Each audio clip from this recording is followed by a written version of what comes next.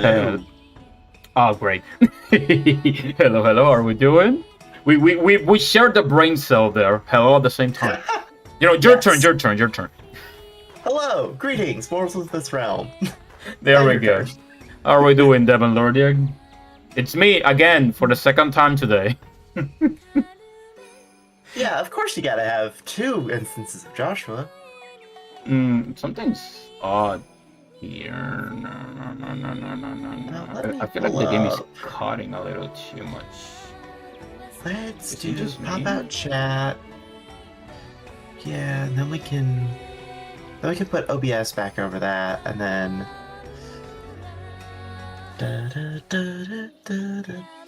Yeah, the game is cutting a little too much, isn't it? Oh. I feel like I fixed that last time though. Then we put nothing there. Hollow and then we Limba? I have no idea what I have no idea what that means. I'm old. Wind Waker.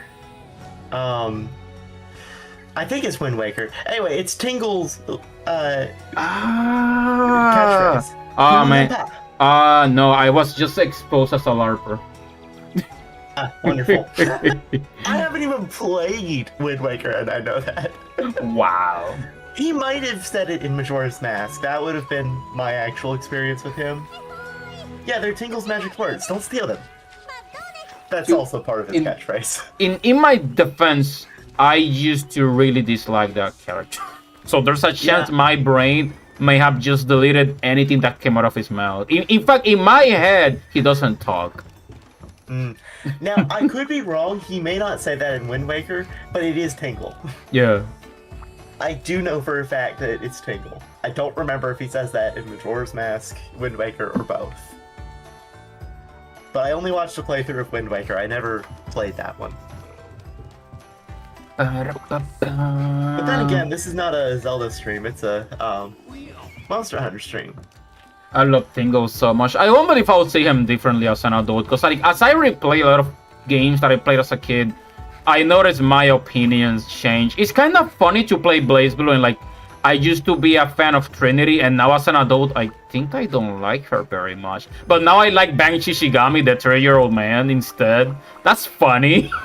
Yeah, he's a 35-year-old cosplayer, and his dad's ashamed of him. Like, he's very relatable if you're a 35-year-old. Yeah, I love Bang. Dreams. I love Bang Shishigami. Well, that's Tingle that he just described. Oh, he's talking about. Oh, that's also Tingle. okay. Yeah, that's also funny. Yeah, fair enough. Yeah, well, like Tingle just never let go of his unattainable dream, and that's his only flaw. Except he's ugly, but that's unrelated. Oh, Tingle. All right. Well, let's. What are we doing today? New monster, I think. Ooh, all right. I think we had a like a hub quest or something. Yeah, the Restless Swamp. Oh yeah, we're fighting a Geotaros. Yeah. Yep, it's a.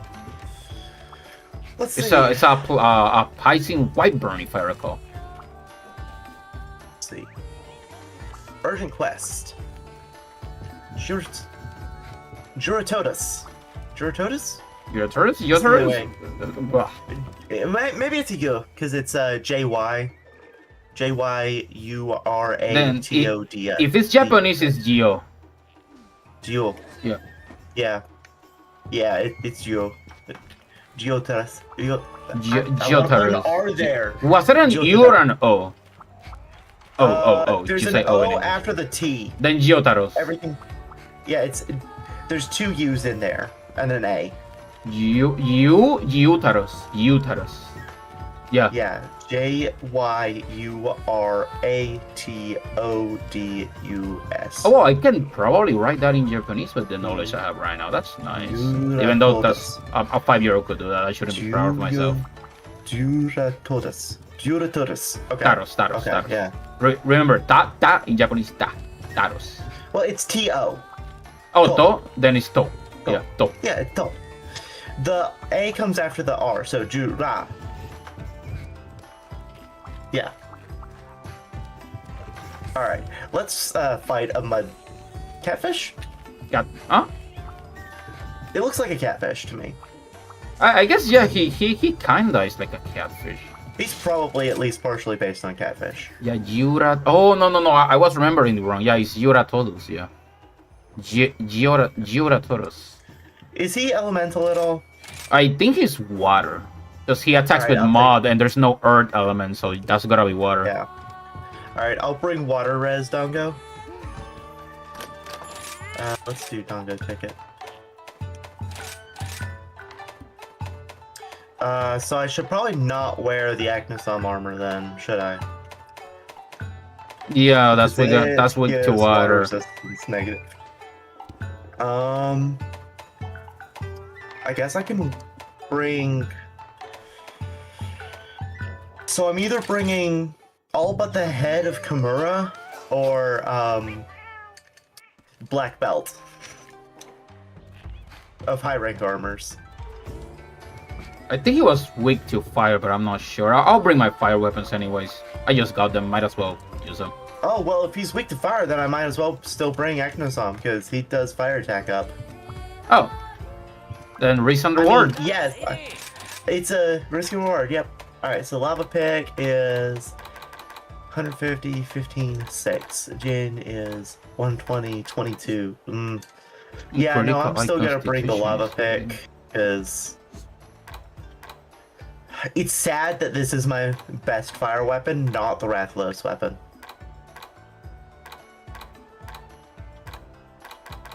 It's the Uruktor, sword and shield. Okay, it's better for some reason. I think the Isushi braces S might have been part of my early game equipment when I was playing this game last time. Maybe, because it has Constitution +2, and that's very good. Oh, and it also has critical eye. I either need to do this on my own, or we need to target Tetranodons in the next bracket of quest, because in order to get the Odyssey Blade, which will be a pretty decent water weapon, I need 2 Aqua Sacks. Oh, sure. Yeah. Today was something. Well, no. Today was something for sure. Oh, it might just be weak Tetranodons that I need to kill. Never mind, I can do that on my own time. Because it's a... Yeah, because the high rank version is Torrent Sacks. Okay, so I just need to go kill a few low rank Tetranodons. Yep. Ignore me. How did you feel about the direct deb? I'm sure you have opinions. Doesn't everyone? I thought it was fine, but like I know a lot of Nintendo like YouTubers didn't like it because I guess they wanted more Nintendo games. I mean, I guess I get it. I guess. Honestly, Nintendo has not made me happy lately. They haven't made me particularly mad. They just haven't made me happy, you know? It's just, I'm have like a hard time understanding those kinds of sentiments sometimes because like I never had like a company that I like associate myself with. I guess I just play video games. So like when people like point out fingers at Nintendo, I'm like, you know, it's a company. I don't know what you were expecting. I only care about the game. Like, is it good or not? Yeah. And like, I don't know. I do look at the companies, but that's not what determines if I like a game. Yeah. You know? But my opinion on the game does sometimes change my opinion of the company. Yeah, that's true. But for example, I used to be a big fan of Level 5, for example, right? And nowadays, I don't want to buy their new releases because they have changed sides to the AI, and they're using AI on basically everything. You know, they're animating with AI, they're character designing with AI. That's a little too much close to the sun, you know?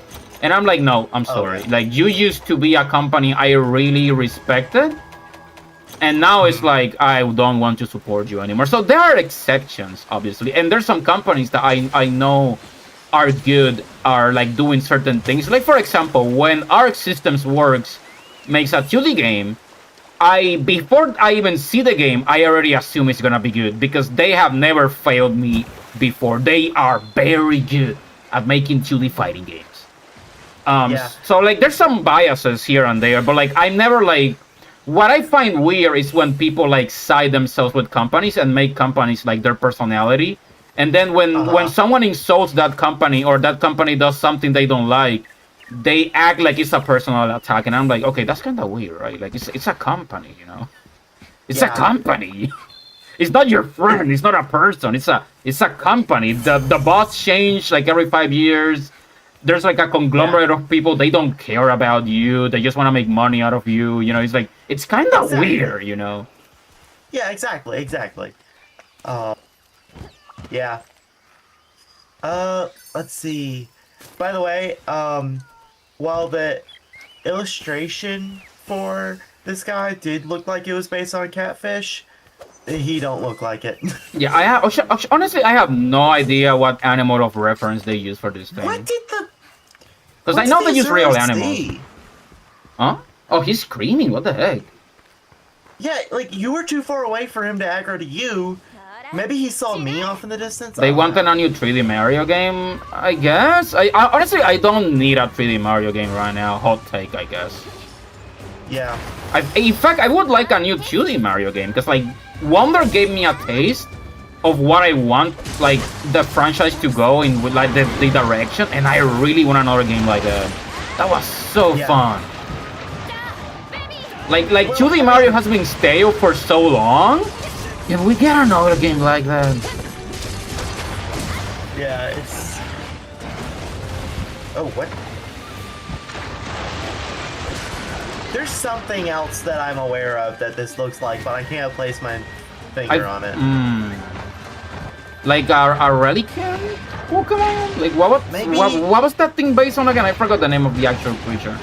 Some ancient fish. Yeah, I think it still exists actually. I forgot what it was called. Oh yeah, they just thought it was extinct because it lives so far deep. Yeah. At least that was the story with Relican. Whether or not that was the story with the real fish. Guys, don't talk over the Ochi of the Earless Tribute. Earless Tribute. It's a pop star, feminist. A mastercard queer with what? A TV show? My friend? What? Okay. Confusion ensues. We got a Ragi on our side. Okay, so his head is weak. I don't think we can cut the tail, but I think we can, like, break the scales on it. I didn't. My own Punisher. He's probably not gonna leave since I did. No, he's leaving. He's leaving. Okay, that was a strong hit. Ooh, skeleton fangs on the floor. Nice. Oh, I should probably hit those. Ah, come on, man. Let me move. Just booty come me. on. Ow. Maybe I should have taken a spider dongo instead of resistance. Is there even a low rank level of this monster? I don't think so.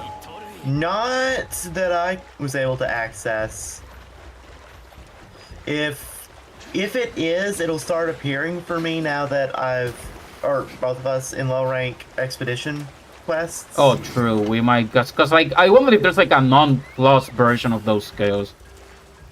Yeah, I mean there has to be, right? Because otherwise, why would they call it plus?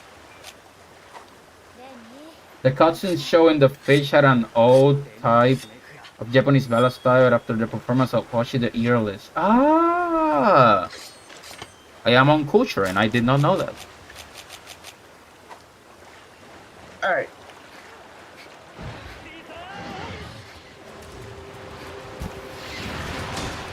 Okay, let me do my job and be a Beyblade. Let me do my job and hold my shield out every 3 seconds.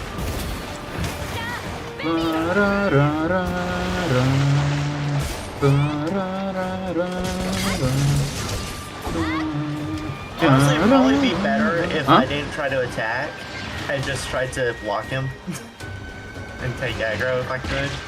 If you have a shield, you can probably target the head with some bashes and knock him out for a little bit.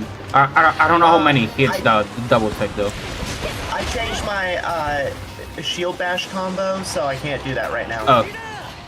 It's one that's better at applying elemental effects. Oh man, that hits hard. I should probably change it back since we're working together and you can elemental effect easier, but actually I'm gonna do that before we do our next mission. Oh man, I'm starting to feel like how weak my armor is now. Yeah.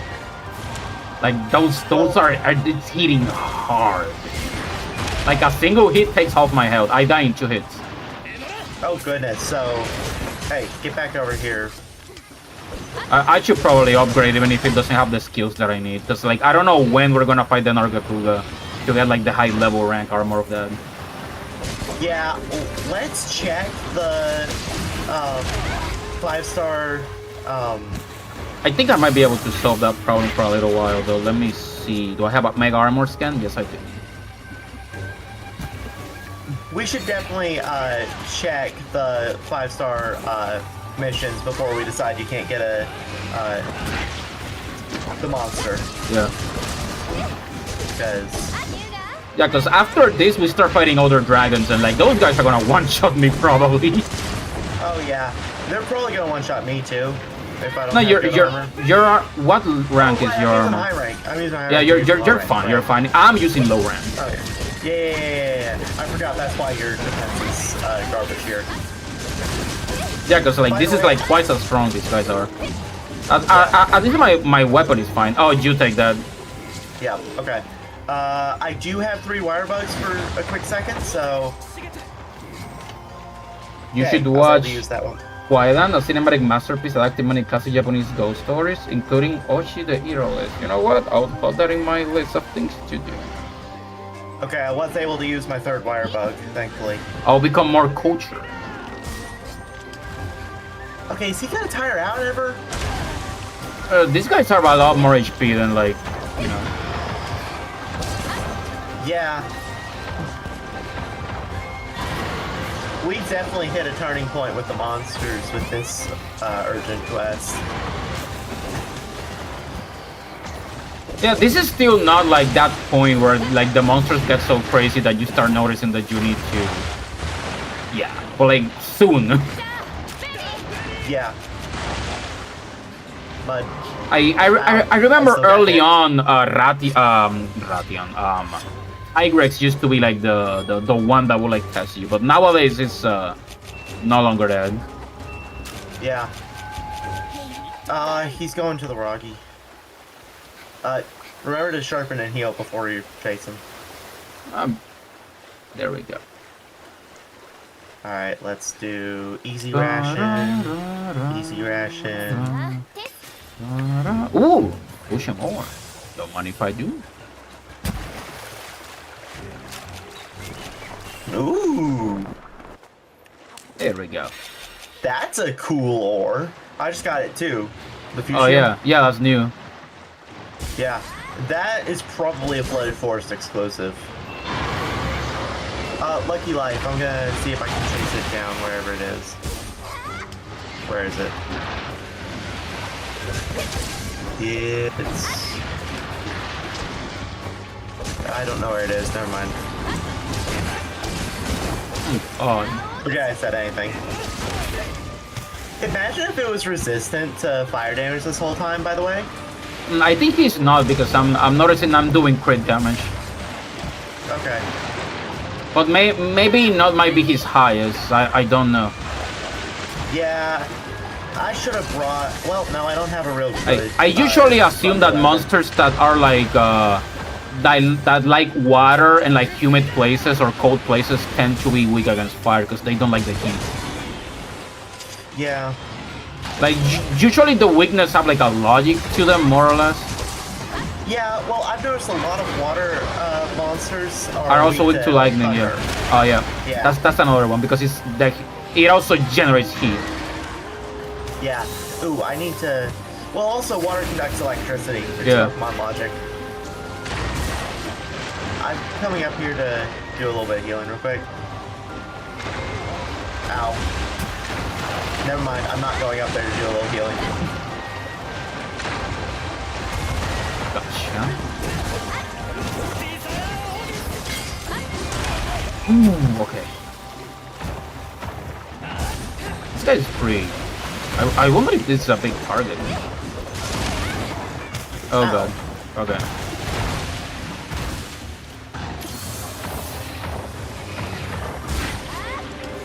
Yeah, he's aggro. He's literally running and gunning.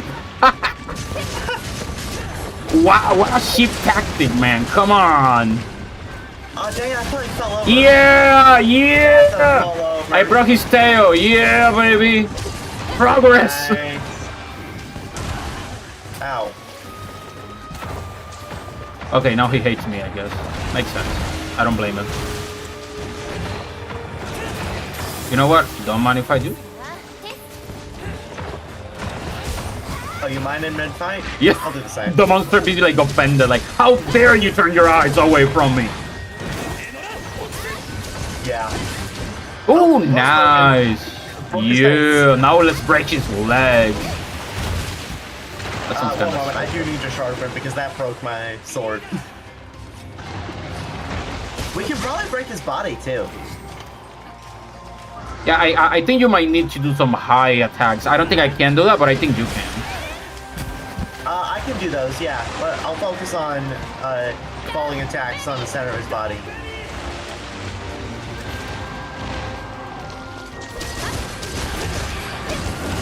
I'll break his fins if I can't break his body. Yeah, I think like the upper part of his body is weak against blunt damage. So someone with a hammer or a club might have an easier time with that. Well, one of my falling attacks uses my shield, so it's blunt. Oh, okay, that works. Yeah. So if I can get in the air above him with an attack, I can The fish is do that. spamming. Just the fish is spamming.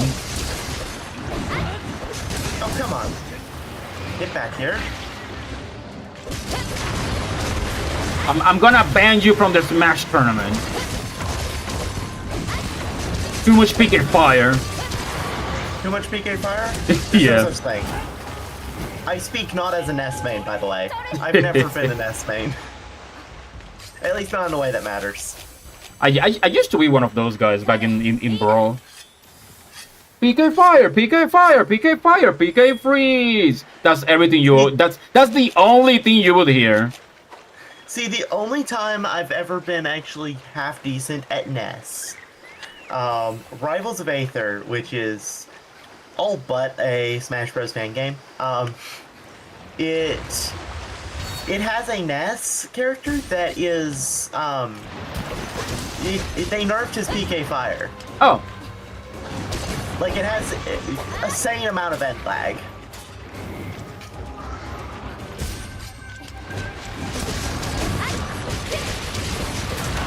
Ow.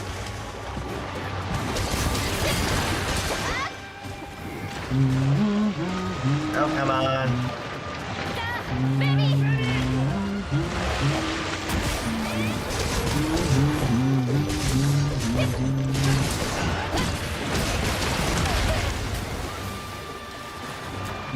Oh, I need to go to get back to my cat and see what I got. Learn to play honorably.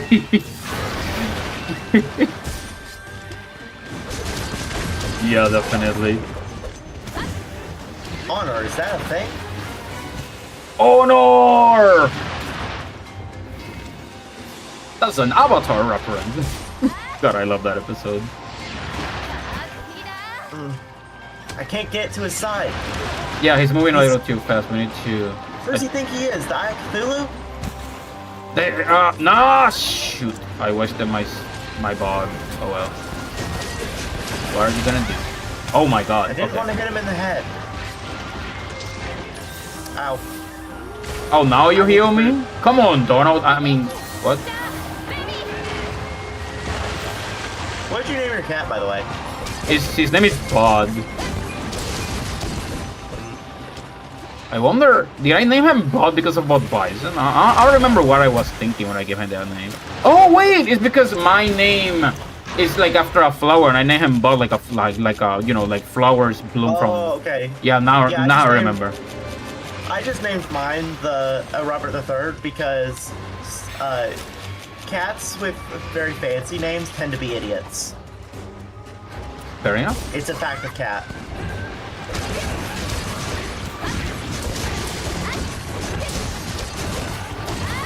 There we go. That's some combos on his back.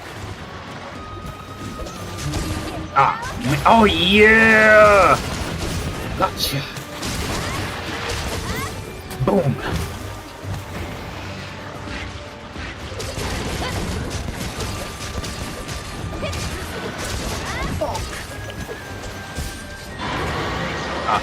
Oh, yeah. Ah, no, he's too Pushed him out of the water. That's all. Ooh, that was a strong hit. I'm gonna have to sharpen soon though. And heal. Wait, no, let's use this and then sharpen right here. Oh, I'm pressing R to switch my items because I was playing Final Fantasy. Like, why isn't it working? Oh, right. Different control scheme. It's the same thing that happens when I move from playing a game from the PC to the Switch and the accept button like switches. Yeah. Well, yeah, because PC is usually set up assuming if you're using letter buttons, then it's assuming Xbox layout, not Nintendo. I hate you, Uncle, and you smell bad. That's a quote for sure. See what I mean when I said that like Avatar has like the best recap episode ever? Like they just had fun with it. I wish more shows had recap episodes like that instead of like doing the boring thing of like literally retelling the story as a narration. Like the characters sit by the fire or whatever and they're just like retelling a story. Or like what One Piece does, or like they just have an entire episode with the narrator talking over cutscenes, and I'm like, man, that is so boring. Yeah. Alright, his back has been broken, so I'll help on the legs now. If he stays above water long enough to do that. Yeah. I think one of the things that became iconic was when they asked Katara, like, why did you steal the water scroll? And she answered, it gave me so much hope. They're like, oh my god. She really is obsessed with that word, isn't she?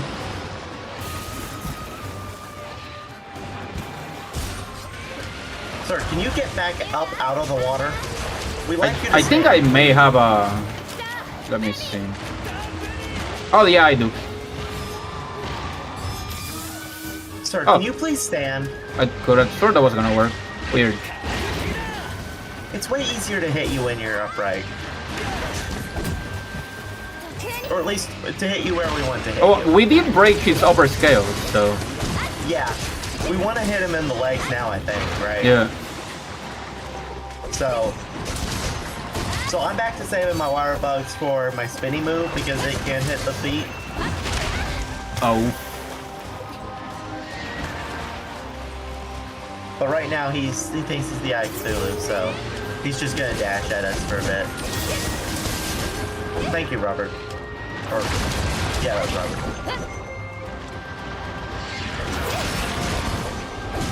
Oh, he's almost.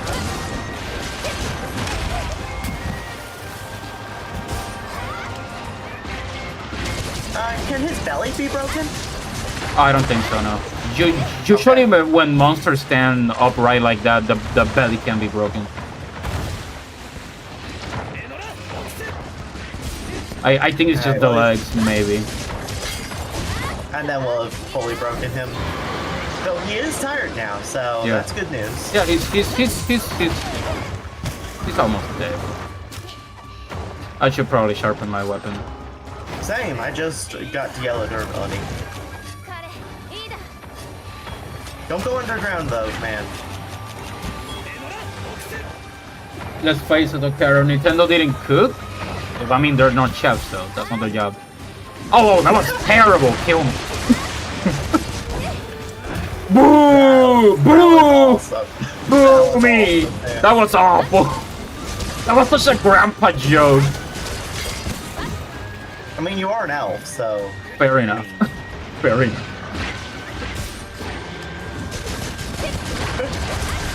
But like, I'm gonna be honest, I wasn't expecting anything, so I wasn't disappointed because I got exactly what I wanted. Nothing. Well, I mean, you got nothing on your bingo card. I got nothing on my bingo card. I didn't even get the one thing I knew I was gonna get because Capcom did this weird announcement. They said, look up for dessert. And then they had like they said, oh, the dessert, here it is. And then they had like a picture of Mega Man. And I'm like, oh my god, are they finally gonna do the teaser they announced like 5 months ago? And then it never showed up. I'm gonna be a little late to the thing because I think somewhere one of Nana's streams started playing and I gotta find out where that is so I can mute her. Like in the background? Yes. Oh no, it was her Lego Batman game stream. Oh yeah, but that was like hours ago, right? Yes, it just randomly started playing. Oh. I don't know why. Alright, I'm coming to fight the thing now. I have no idea. For those watching, my sister Nana does stream on a regular schedule as well, so you're now legally required to watch her. They have to sign the contract now. Yeah, just hearing about her channel signs the contract for you. Oh, that's not shady at all. No. Exactly, see, it's not shady. Even Joshua admits it's not shady. Batman Beyond had a musical of Batman from the 90s, and Bruce Wayne was very insulted by it. You know what? Yeah, that sounds like him. Definitely. Where's the cave that we're going to, by the way? No, it's this way. It's through the Azuros. Yeah, we need to jump down. I don't know why I decided to go up here. Hello, Azuros. I'd like to run past you, please. I think the destination is it over here? I can probably run faster if I just... There we are. Mining Nova crystals. Ooh. Ooh, from the stars, I think. I mean, that's so... Yeah, shine crystal found in places like the flooded forest, only used in the finest crafts. Oh, there he is. I guess he wasn't sleeping. I'm here to ruin your day. I need to remember how to get down there. So, go to area 4 and then go down the crevice. Okay. So I'm in 8. Let's go to 4, which is downstairs. Hello, Slykoff. There you are. There's the crevice. Oh, it's here again. Okay.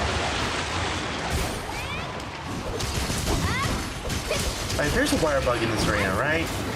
Did I use it already? It looks like I've already used any wire bugs that are here. What is he doing? Oh, he's spamming?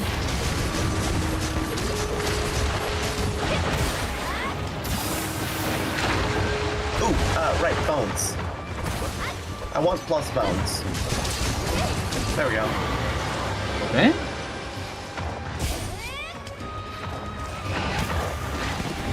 Ah, come on, stop running away. Face me like a man. He loves to do that run and gun strategy, doesn't he? Yeah, he learned that from Mega Man. Oh, I looked at his insides. Okay. You can do that while they're alive? I did somehow. Yeah. At least him. He's transparent enough.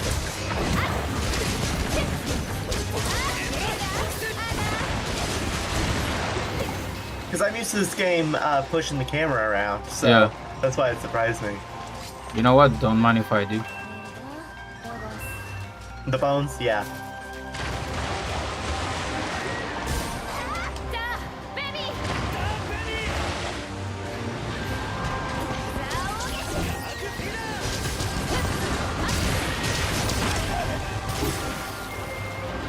It worked. And see, if this was a low rank mission, then by now we would be able to wyvern ride him again. Oh, he's dead. Yep. There we go. Nice. I think his armor was a little over the top, but it was kind of nice, I think. Yeah, I'll look at it. We'll look at it. He's probably going to give us water-related weapons as well.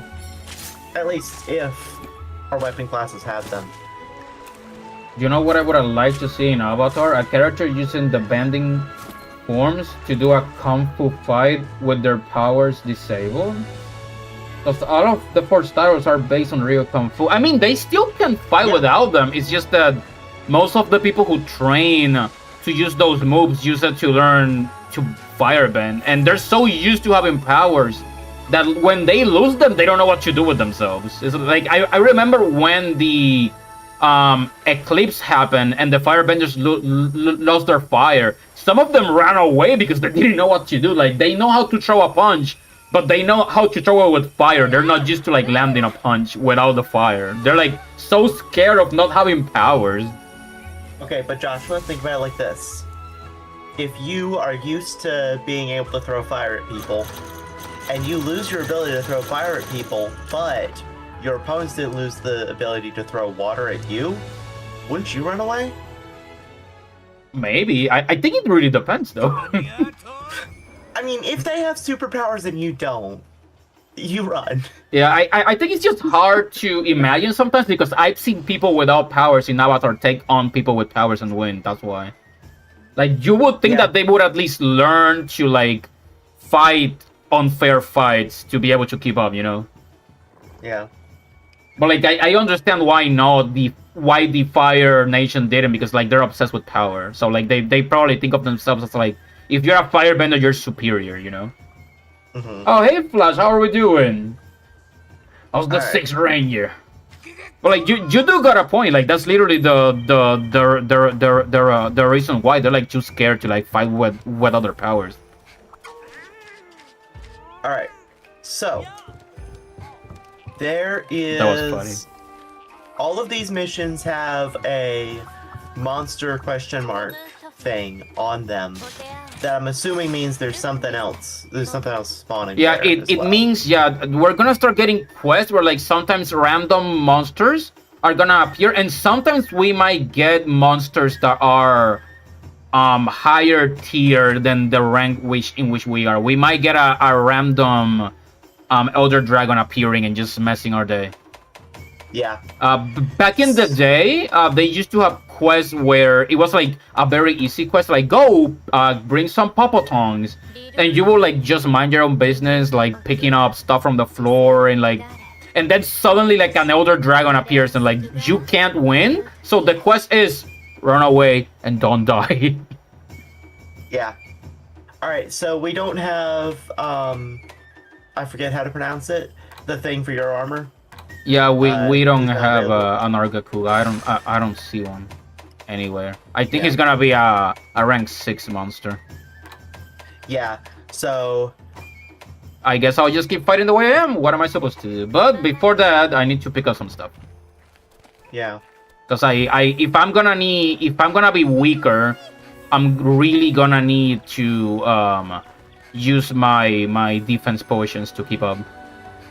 Yeah. I got a guild ticket. You might get a guild ticket. I didn't check what I got. Ooh, yeah, you might want to return back to the Argosy.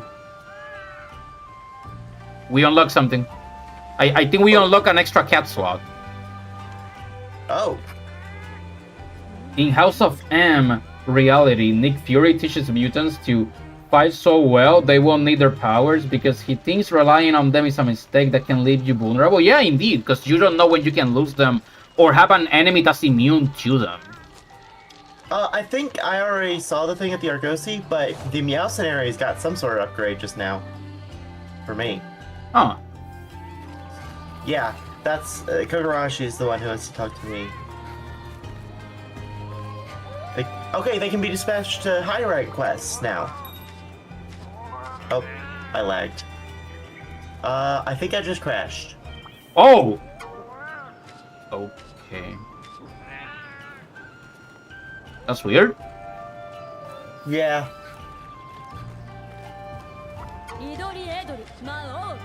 Let me see if I can pick up all the stuff I asked for.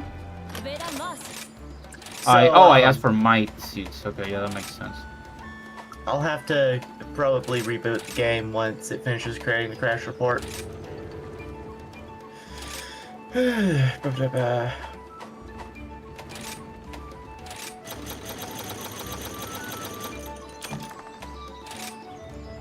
So tech difficulties. The game crashed.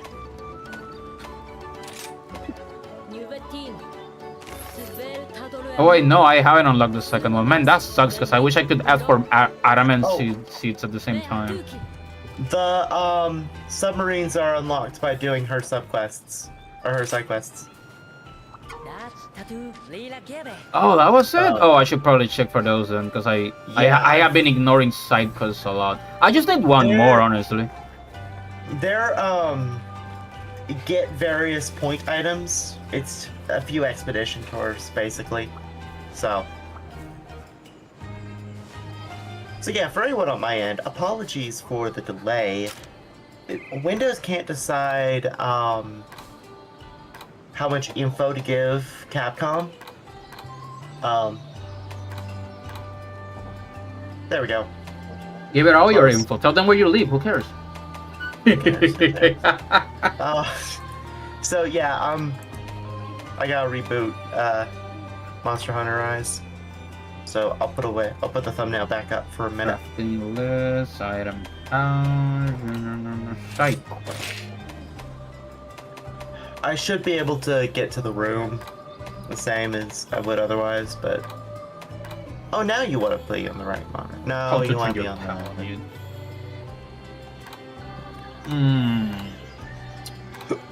Yeah, I don't know which ones of these unlock. Oh, no, subcamp, submarine added, deliver 3 wisp planters, and deliver 3 boat shells. Yeah, so wisp lanterns are from the red berry bushes in the shrine ruins, and boat shells are the drops from the shell deposits in the Frost Islands. They're both those weird things that you probably haven't touched a lot, because they just give you points. Yeah, I've been ignoring them, I admit. Yeah. So once I get in the lobby, I'll remove my thumbnail again, and we'll keep going. Oh, hey, this is one of the special dogs that they put in the game. I didn't know they stood around. Oh, is that something new they added? I don't want to show off the code. That's why I'm doing this before. Play online, find a lobby, target, no. Ooh, Ladybug cameo. No. Friends list. View lobby info. Lobby not found. Corn popper. Did it kick you out of the lobby, or did it make you the leader of the lobby? I used to be the leader. I think it just kicked me out because I got a communication error thingy. Okay, I'll make a new lobby then. I'm gonna go crazy. Okay, new. The code is the same. Another Dongo quest. I've been doing the Dongo quest off screen, by the way. I should play this game off stream, but I'm not. Yeah. Oh no, now everyone is gonna be able to enter. Oh right, none of you own this game. Joke's on you! Also, you are Link again. And what? Your model is Link. Wait, someone subscribed? I just heard the notification. I wish this game wasn't so weird about closing the window. Oh, Faso. Welcome, Faso. Alright, I love the... Oh, wait. Oh, my God. That's so funny. No, that was unintentional. So, like, my notification for when someone subscribes is like this monk, that dancing monkey called Data from Legends. And because you're layered on top of him, he was dancing behind your head. It looked kind of goofy. wow. Okay, back to the Buddy Plaza. The cutscene for the Meowcenaries played again. But it's good to know that they can go to high rank missions now, because then I can get some high rank materials off without worrying about doing it. Yeah. I can at least get scraps. Oh, I can start increasing my elemental attack. That's good. Alright. The Meowcenaries are still in the middle of a mission though, so I won't bother them. Let me check my guys, yeah. Woof woof. One of the Palamutes I sent to trade is saying woof woof. So I've got them on Thunderbugs and Sleepbirds right now because I want to be able to make as many like tranquilizers and shock traps as I can. Yeah. Or as I want. So oh man, I have so many side quests. I've been talking to NPCs for like what feels like hours. Yeah. Well, I gotta. So in order to get whatchamacallit? In order to get my third submarine, I gotta deliver a king rhino, 3 rock roses, and 3 bismuth prisms. No clue what any of that is. Repeat again the list. 1 king rhino. That's a bug, yeah. Yeah, the roses, but I think that one's on the shrine ruins. On the high rank. The roses I don't remember. I think they might be from the desert area. Maybe. And Don't quote me on prisms, that. probably frost. Yeah. Maybe. Okay. It's been a while. Yeah. Oh, I should probably equip some more because I'm gonna need them for the next fights.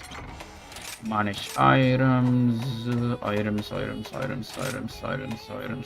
change equipment, sell items. Okay, then if I get monster broth, then I get Call of the Wild Dongo.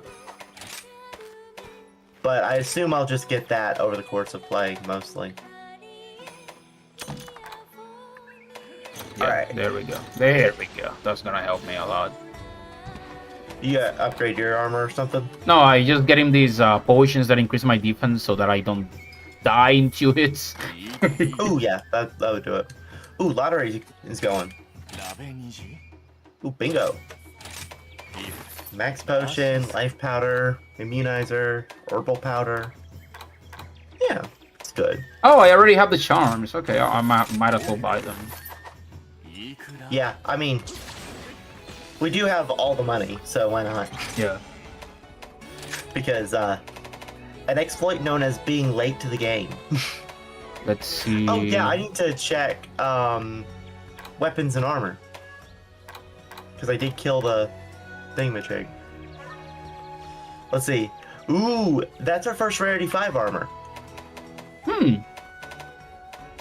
Or at least my first rarity 5 armor. If it's your, it's gonna be mine too because it's not like I've been grinding or anything. This ain't bad. It's 48 defense. It's weak to thunder. Let's see, what's its skill? What are its skills? Alright, temporarily increases. Okay, so I get a parry bonus. So, temporarily increases attack power after executing a perfectly timed guard. Evade extender. Ooh, evade extender is good. So, power prolonger is probably not something that I can benefit from with my weapon currently, but I could if I have a, insect glaive. Because long swords, dual blades, insect glaives, switch axes, and charge blades stay powered up longer. And then guard up allows you to guard against ordinarily unblockable attacks. Plus reducing damage. So at level 3, it reduces damage taken by 80%. Probably when guarding. So yeah, I'm gonna come back to fight that guy because this is all going on my wish list. Well, at least I have some extra defense now. Alright, so I can make the van braces. I can't make anything else. What was the... Or I could have made the helmet, but... Oh, the van braces didn't have any skills. Why did I make the van braces? Whatever. I just gotta kill a bunch of those again. Off screen, probably.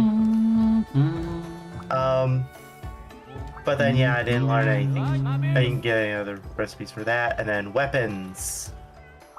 Weapons. Let me check it out.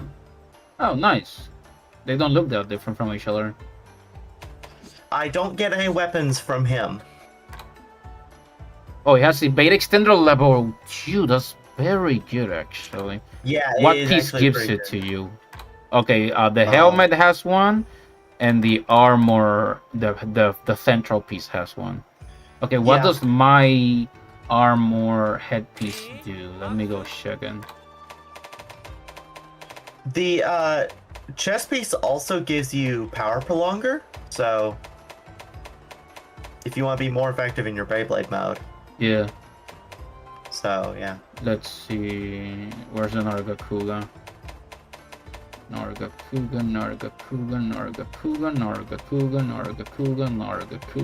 Nargacuga. Let's see. Oh, yeah. Evade window 1.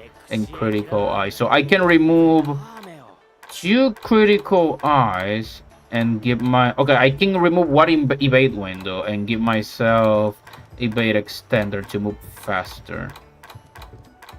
And I can get evade extender to level 3.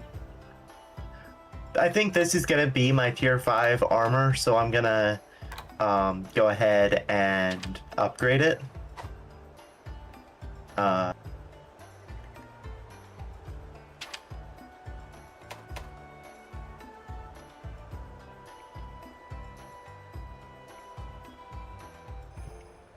Yep, I've got the gauntlets at level 5, which is their max, and that's 56 defense. Yeah, sadly I can't craft any piece of it because I need more fangs. Yeah, I was only able to pick between the helmet and the gauntlets, and I should have picked the helmet. But it has -3 thunder resistance and -1 fire resistance, but honestly, I don't think that's worth... Like, I can get around... I can deal with being weak to those. You know? At least for now. Let's...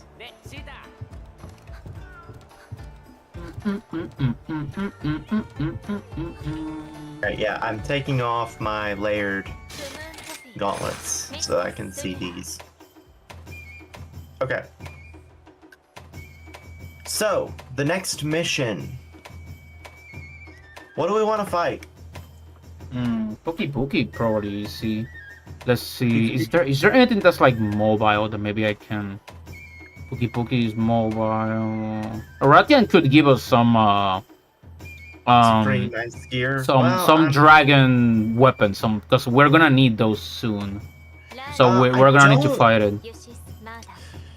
Would that be something that changes from its base form? Because I don't think it was dragon weapon. It's poison, but the thing is, some of the Ratian pieces sometimes are asked for the Rathalos set, which is usually the dragon killing weapon. Yeah. Because let's see, oh right there. I don't think there was a Rathian. Yeah, actually, I'm pretty sure that question mark dragon is a Rathalos. I'm just going to assume, but I'm pretty sure that's what they're gonna do, so that you get a taste of how it feels to fight both of them. Because at some point, you're gonna need to fight both of them at once. Yeah, hold on though. I didn't know that there was a Jaggy and Jaggia tree until now, because it starts at rarity 5. Oh yeah, that must be the high ranks ones. Yeah. Yeah, it's no elements, a little bit of blue, a little bit of white sharpness, and 190 attack. That's pretty good. Which is pretty decent, yeah. Its skills are... So Dawn Strike isn't very good on that one, but Affinity Boost, Defense Boost, those are good skills. I should probably fight the Kess one again to get this weapon. This is a pretty good, decent weapon. Oh...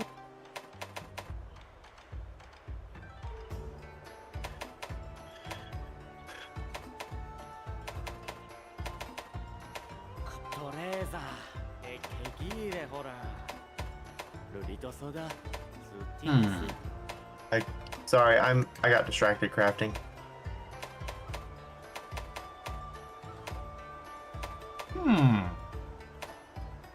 Okay, so now I can make that whenever I get 3 more Jaggy hides. I can fight with cat paws. That's so stupid. An umbrella? Ah, yes, an umbrella. Splendid. So yeah, when I get 3 more Jaggy hides, which I think is a low rank material, I can make a... Now it's calling it 200 attack. I don't know why that changed. Oh, that's my current. That would be what my attack would be if I equipped it. Okay.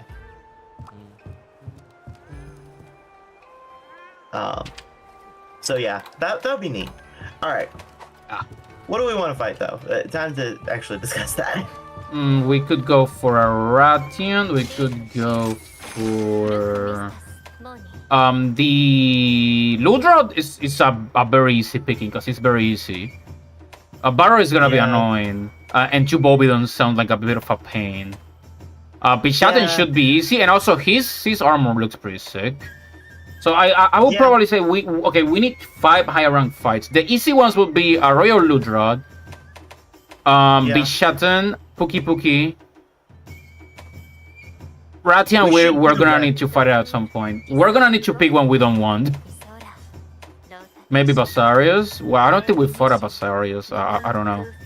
That is in low ranks, so... It was Barrier then that we didn't fight? I think we didn't fight one of the two, right? I fought both. Oh, you fought both? And Basarius, oh, then we fought both. Let me check my... I think Barrier is easier then.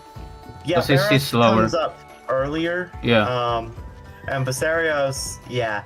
Oh, Basarios are apparently juvenile Gravios. Ah, yeah. They evolve. And then Baroth are apparently adults of their kind. But they're not both brute wyverns. Never mind, I'm wrong. But yeah, according to this, Baroth is a 3-star threat level, and then Basarios is also 3-star. Never mind.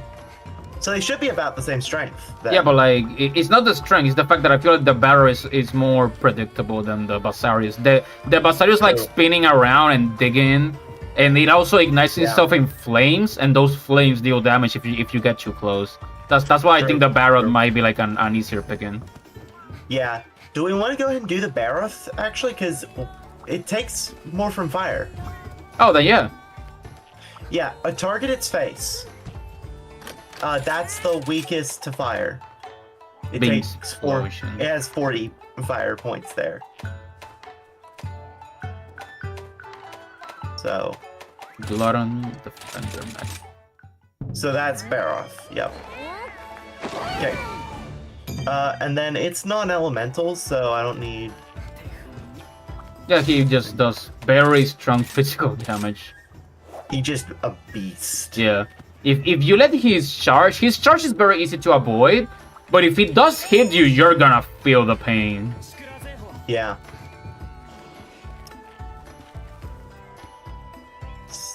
Ooh. No.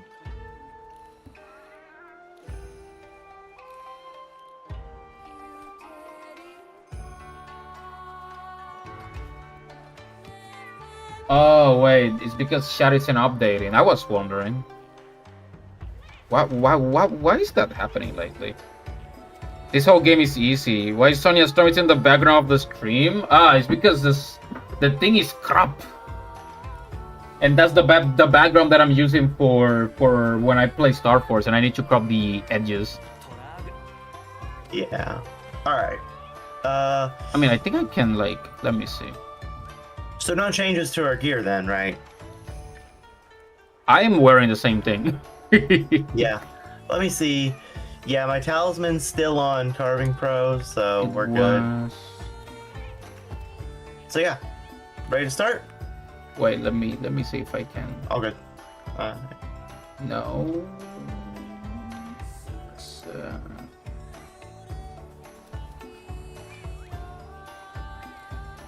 Okay, I think I forgot how to do this. It's been a while.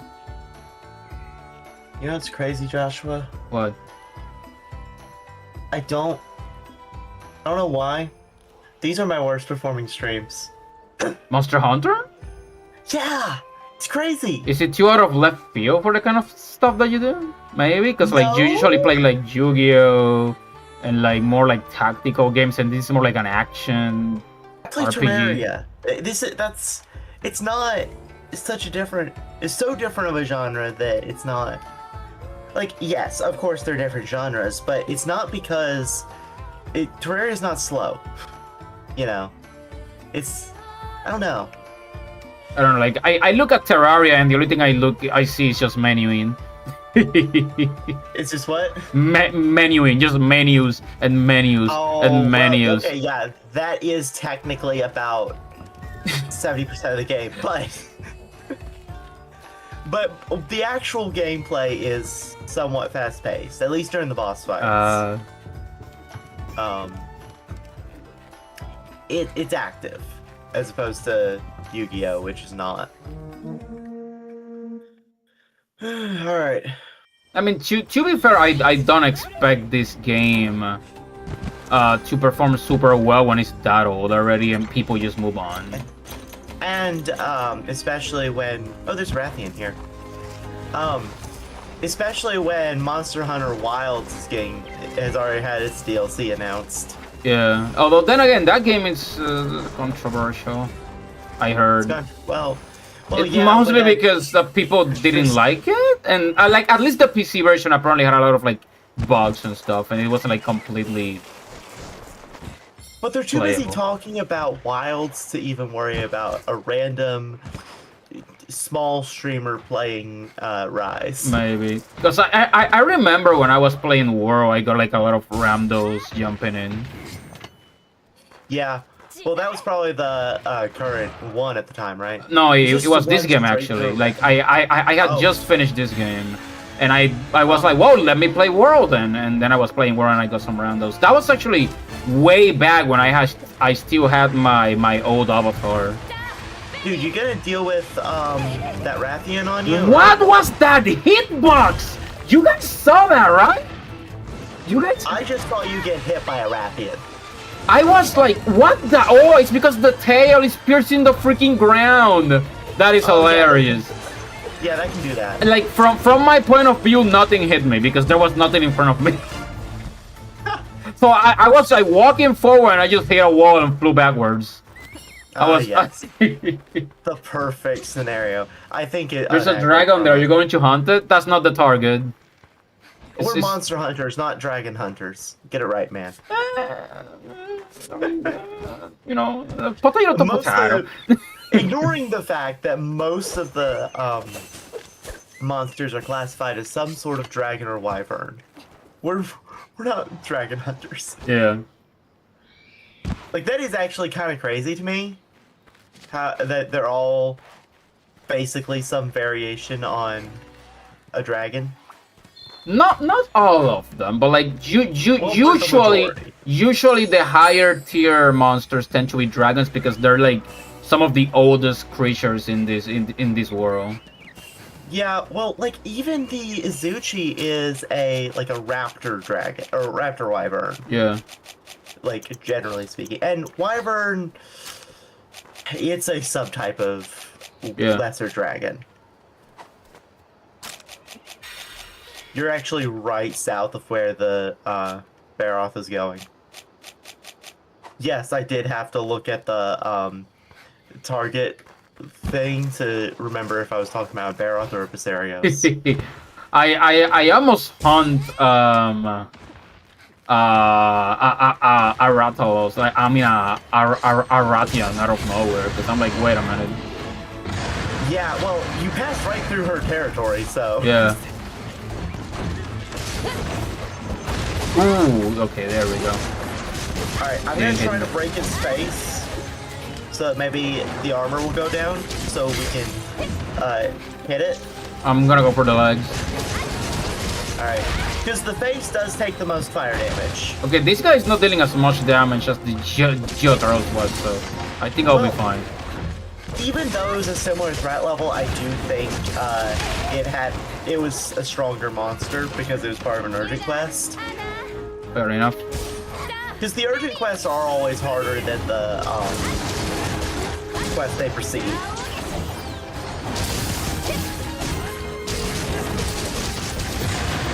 Whew. That was a good couple of hits.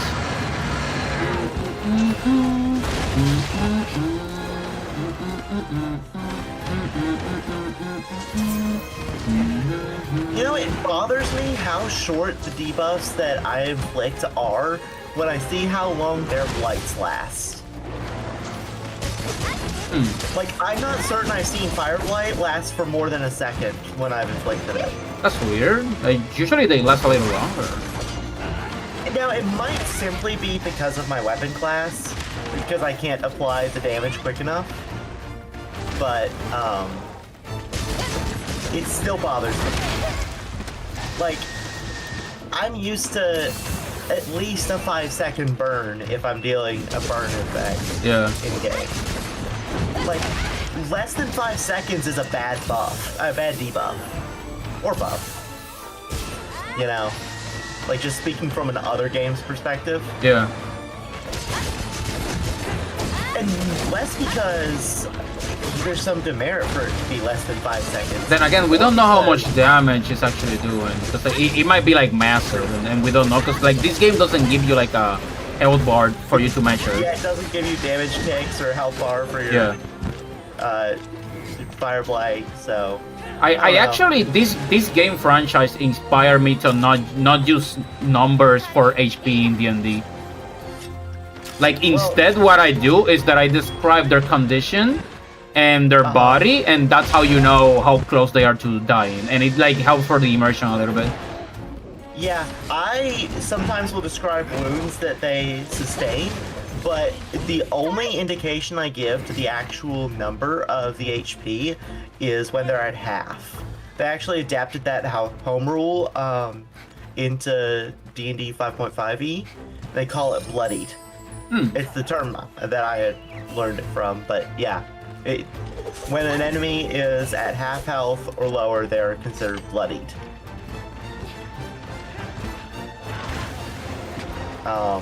And it works. I do agree, though, the players should not... Oh, right, I forgot, I have been giving them health bars lately, but no numbers. I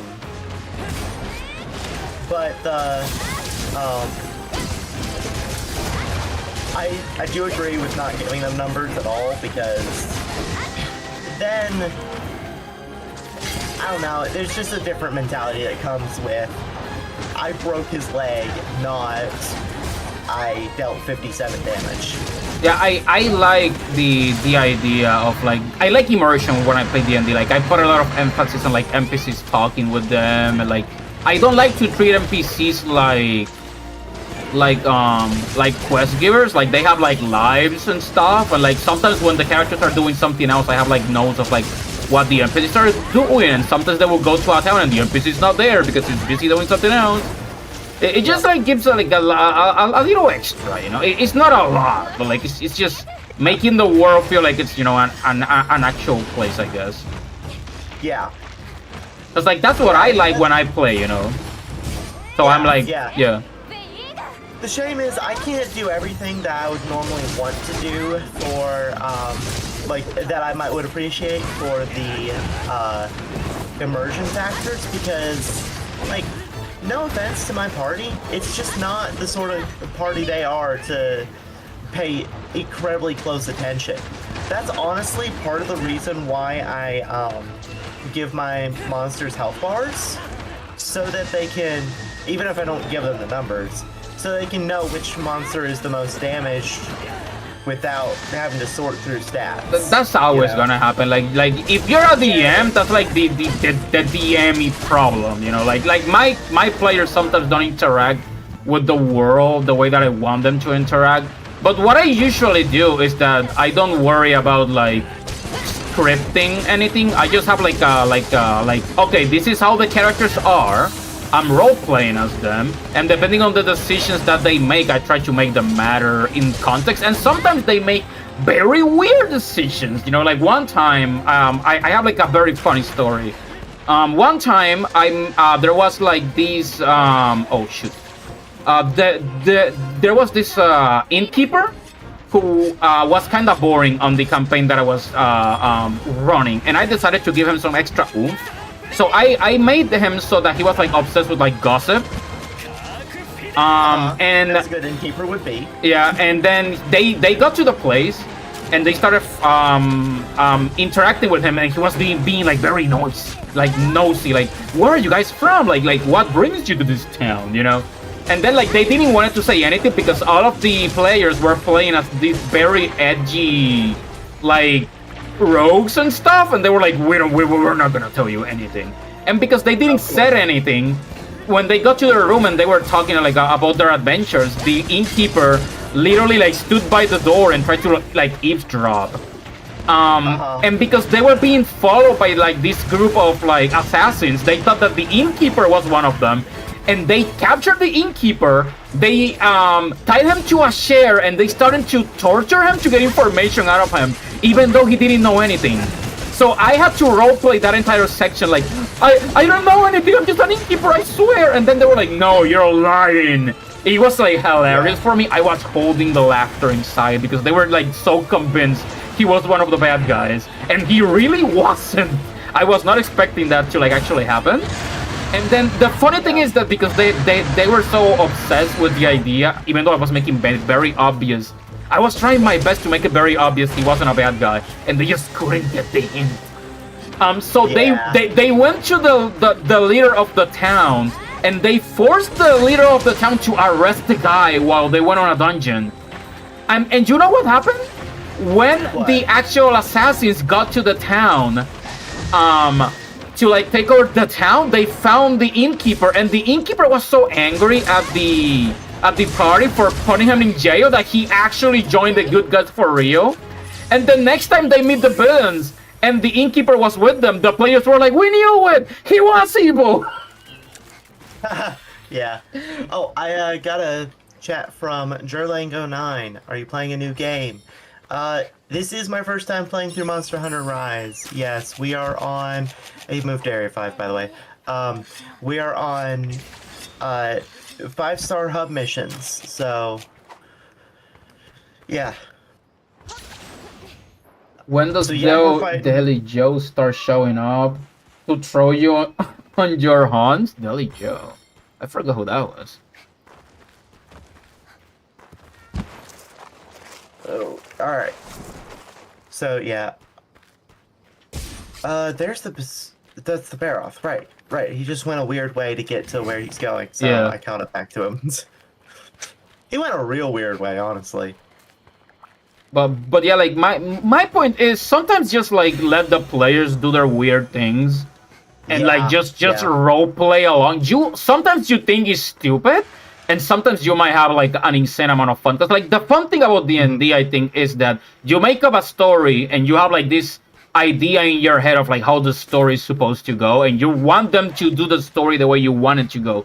But, like, the fun part is not knowing where the story is gonna go, because the players are the characters, and they do whatever the heck they want.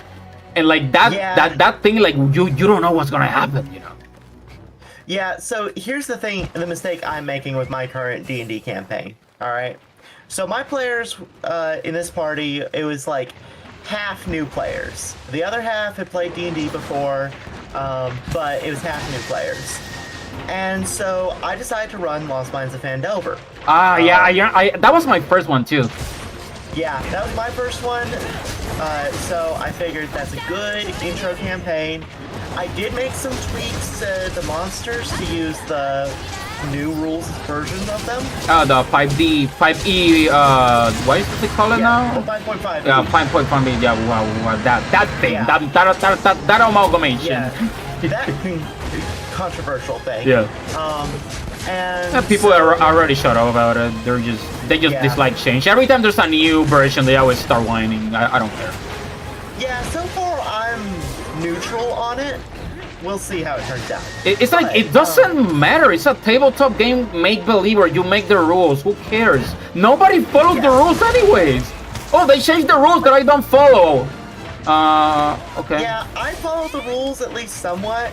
I use it as a framework, you know. Yeah, exactly. That's what it is. It's a framework, but like sometimes the rules of the game get in the way of the fun, and you need to like play around it. The fun part is like you as a DM calling the shots of like when is a good moment to be obsessed with the rules, and when is a good moment to like, you know, like maybe go a little easy on the rules to have the players have some fun, you know.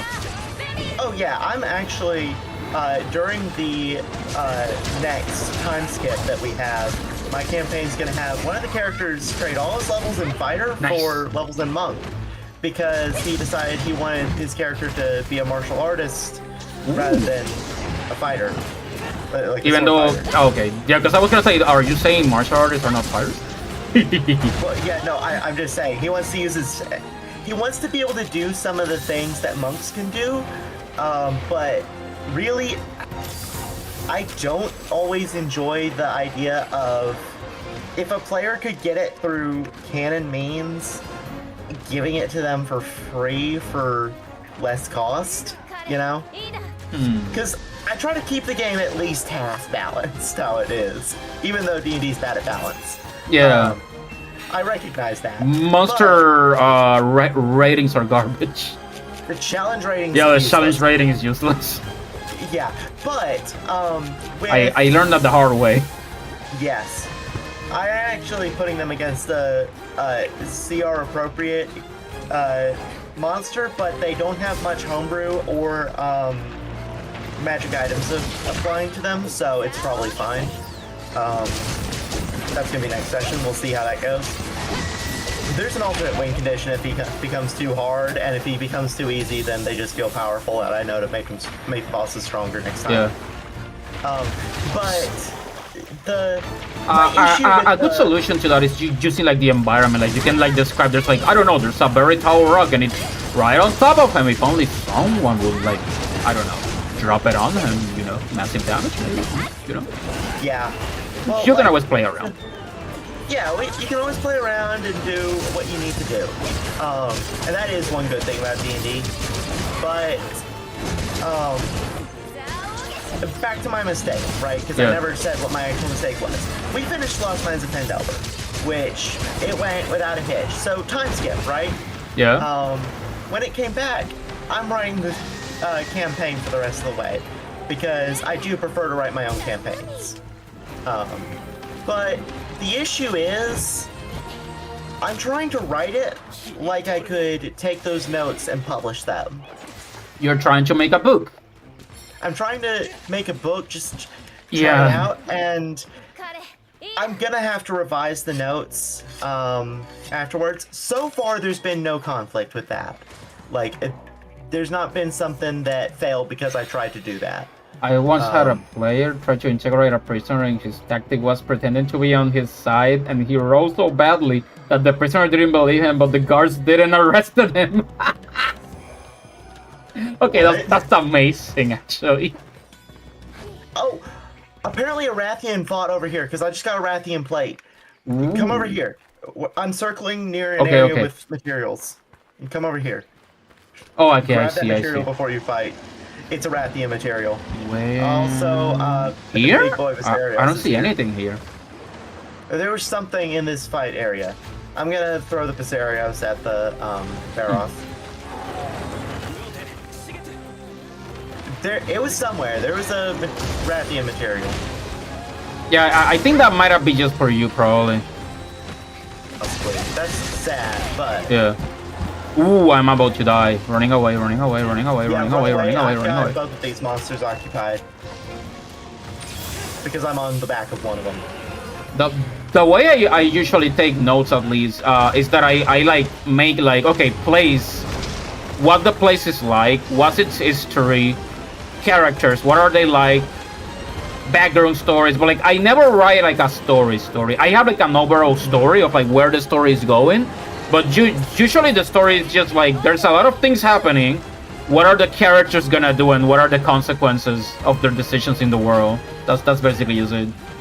Yeah, well, like, I haven't planned more than a chapter ahead, right? Because I do DM like that as well. I plan ahead, but like what I plan is just the world, not the story's like basic stuff. As long as I know how characters would react in different situations, I can like role play on the go, basically. Yeah, I've made the mistake of making an entire setting unattached to the campaign and putting the campaign in it. But I've already made that mistake, and it's happening. So I'm not gonna give up on that. I like Elgraniel too much. As long as you don't like what's the word that they use for that? When like the DM is like forcing the Railroad? Yeah, that's the word. Yeah, then that's fine. You know, it's fine. Just let them enjoy that world. Maybe you even learn aspects of your world that you didn't even think about because they start doing things that you never expected, you know, and you might be able to improve your own world, you know. The book ain't done. The book on that world ain't done. They do have access to it. I plan on giving that world about 3 or 4 more full revisions because that's its life cycle. I start a campaign, I revise the world. I start a new campaign, I revise the world. I did something similar. I had like a very old fantasy world that I made when I was in college, and I never used it for anything. I don't even think I want to use it for anything anymore. That's just an old story. But I like the world because it was like everything that I like on high fantasy, so I just repurposed it for a D&D campaign, and I like made a lot of the characters from that world just like NPCs and like changed their roles a little bit. Yeah. Well, see, the thing is, I haven't even given like there's very few canon named characters because I want it to be as easy to use as a campaign setting as possible. You know, like I have no idea where I am. I've not written any stories in it yet on purpose because I don't want them to negatively influence the D&D.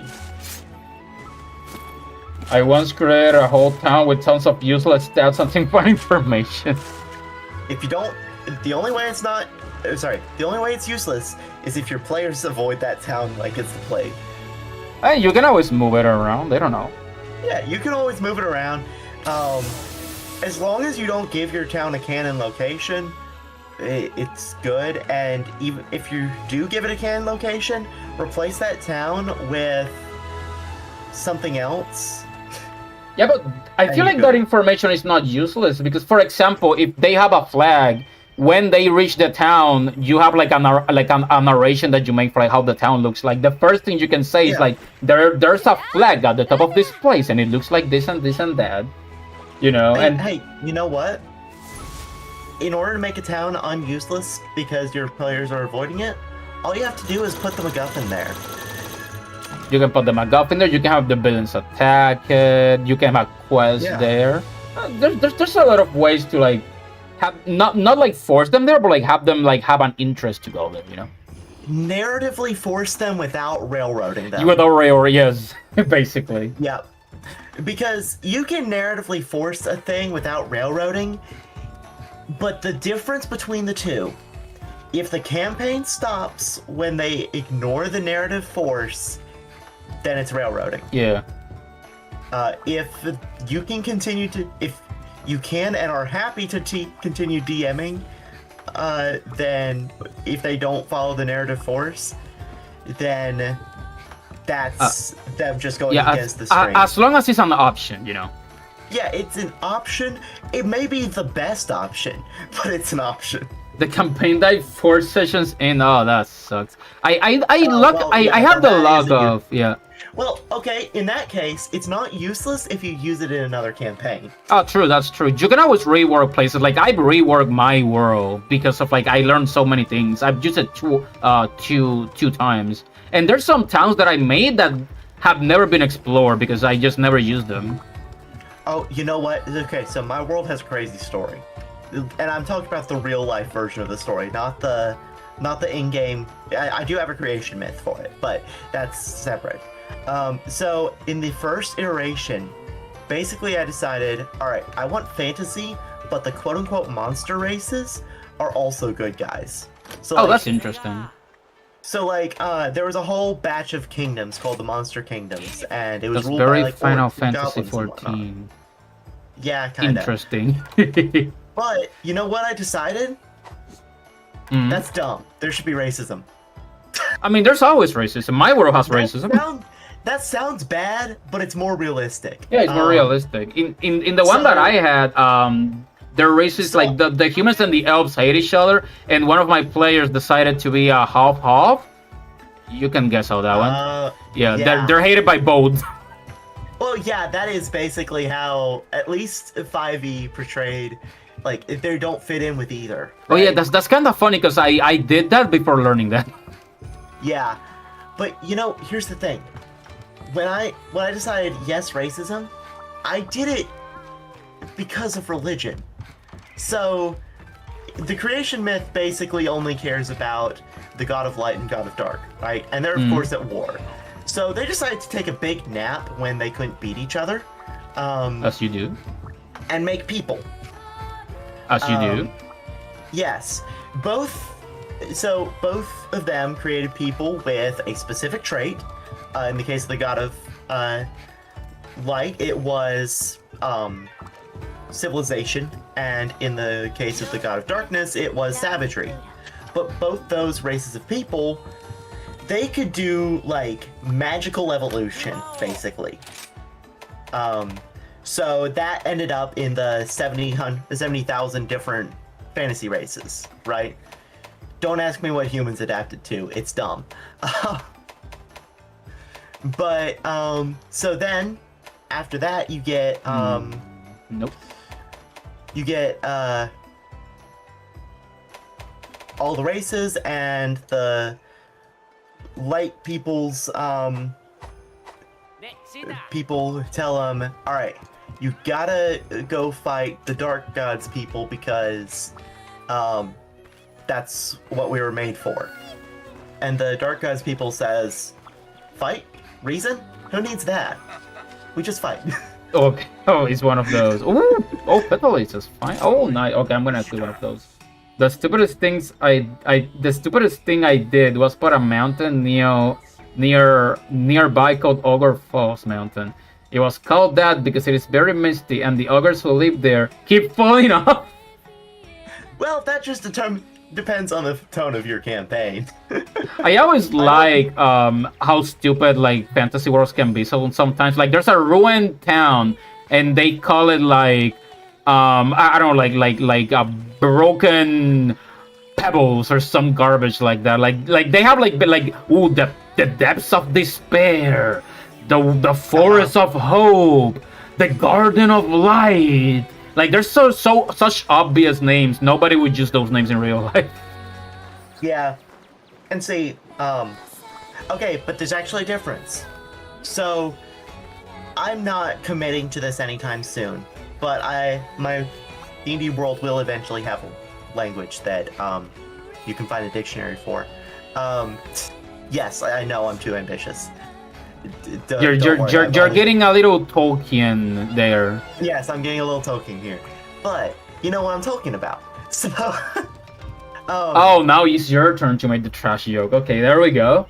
Well, now we're even. Yeah. So here's the thing: those edgy, or not edgy, but awkward, like Spring of Hope, Fountain of Light, or whatever type names. They sound dumb until you put them in another language. Let's go for the Pookie, by the way. All right, yeah. Sounds good. I'll grab it. So like, you know, because if you look up a lot of, well, okay, so you know how a lot of rivers in England are called Avon? I didn't actually. Okay, well they are, but you know why that is? When the Romans came and asked the natives, what's that river called? They said Avon. Because that was their word for river. That makes sense. When you put normal things that would sound awkward out of context in another language, they sound impressive. Yeah. But when you put those things in English, or whatever your native tongue is, they sound odd. That's what I always tell people. That's the real reason why Japanese Japanese animation sounds better in Japanese. It's because you can't hear the cringe, because you don't understand it. Hear the cringe. Yeah, you can hear the my friends or my power. It sounds cooler when you don't understand it. Yeah, well, when it's in another language, you hear it in you're reading the subtitles, right? Yeah. So you understand it in the same way you understand things you read. But you're willing to suspend a lot of disbelief when it comes to how things are said when you're reading it. Yeah, that's why books can get away with like very heavy narration, and you're like, a normal person wouldn't talk like that. Yeah, and there's like a lot of technical words that books can use and anime can use that if we understood Japanese perfectly, like it was our native language, then it would probably sound just as cringy to us as it would in the dub. Oh, I'll be there in a few years probably. Then there'll be no escape. I'll have to watch anime in like I don't know, Italian or something. German, yes. German, yeah. You know, speaking of German, I heard something that basically said if you make English right, you get German. I feel like every country always tells me my language is if English was made right. I'm starting to wonder what the heck is happening. Okay, so here's the thing. Here's why I think German probably has the biggest case. Most European languages are going to be romantic languages. Romance languages, yeah. From Latin. Yeah, like Spanish. English, Mi lengua natal. is currently a Romance language. It didn't start that way. Older forms of English were Germanic languages. And German is an evolution of older Germanic languages. So yeah, that's why it's you probably would get German. A friend. Oh wait, I should probably get out of the way. A friend of mine made a setting where it was D&D with steampunk tech and advanced almost to a level of the 50s in real life. That's interesting. And the two big kingdoms in the world were humans and hobgoblins, and they were like the US and the Soviet Union. And they were the first race to get into space. Okay, that's like very close to real life. Okay, but who was the US and who was the Soviet Union? Was it the humans or the hobgoblins? I'm guessing it's in that order. Like, I'm guessing the humans was the US and the hobgoblins were the Soviet Union. Yeah, that's the obvious answer, but it's also the boring answer. Yeah.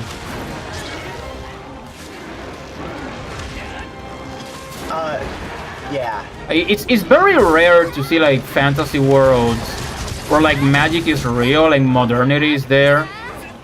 Like doesn't you could point fingers at like Harry Potter. Oh, but Harry Potter, but like I've never seen Harry use a cell phone.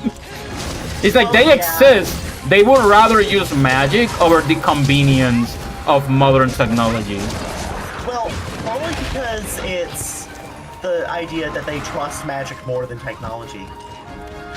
It's just like from a point of like logistic, it's kind of dumb when you think about it. It's like, why wouldn't you use something that's more convenient and it's available to anyone, and you would purposely like choose the harsh life, you know, like humans don't do that. We always pick the easy route. It's like you need to suspend your disbelief on a lot to like believe that they wouldn't just implement technology with their magic, you know.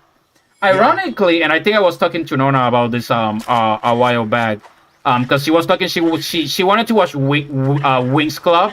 Wings Club doesn't have good writing. I'm not gonna claim it has terrible writing actually.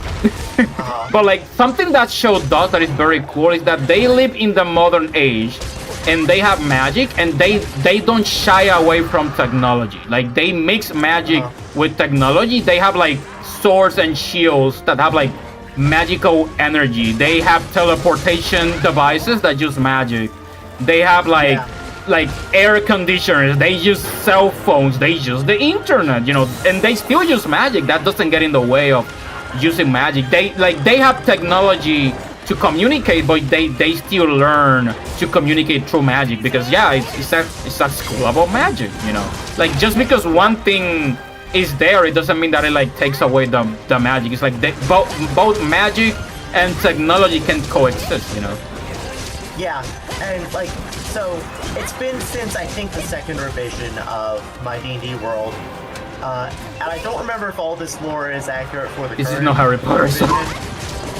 Yeah, I don't remember if all this lore is accurate for the current revision or if I just haven't gotten to that part yet. But so the dwarves have guns. But the reason only the dwarves have guns is because A, export prices, and B, they are like legally mandated to be the only ones who can I should probably sharpen. invent guns. Ah. Like if technology gets too powerful, you have to turn it over to the dwarves and the gnomes. Reminds me of like when bows and arrows like were invented for the first time, and there was like long range combat for the first time. I believe it was Genghis Khan who did that. Like he took over a big portion of China just because of that. Like how much a single invention can like change the course of history, and a very simple one too. Yeah, and the reason I did it like that though was because I didn't want guns to be everywhere, but I did want guns to be an option, you know. So if I just make them incredibly expensive to export out of the Dwarven and Gnomish kingdoms. Yeah, like legendary weapons, basically. Yeah, like, okay, yes, I did also make rules to rebalance them so they would actually be like normal weapons in terms of D&D stats. Yes, I know that's not realistic. Cry me a river. Yeah. But, you know, there's a good comeback for that. Drown on it. There's what? Oh. There's a good comeback for that. Drown in it, yeah. Well, see, here's the thing. I wanted guns to be a fun option. I didn't want them to be the option, you know? Yeah. I personally don't like guns on my fantasy because I feel like I don't know. I just don't like them. But it's like a personal thing. I have nothing against them. It's just you know. Yeah. It's something that I want to be able to control how they are, and most the Dwarven Gnomish kingdoms are on an island by themselves, so as long as I don't put the campaign on the island, it's not necessarily reasonable that every single weapon vendor would have one. Yeah. I remember, I can use it as a power move every now and then. Ah, dang it. Oh, good. I don't like. I don't like riding. No. Yeah. Well, like, there we go. Imagine this, all right? Your party tries to do the thing where they rob a shopkeep, but the shopkeep has a Glock. You know? You're describing Shadowrun? Shadowrun. I don't think I know what that is.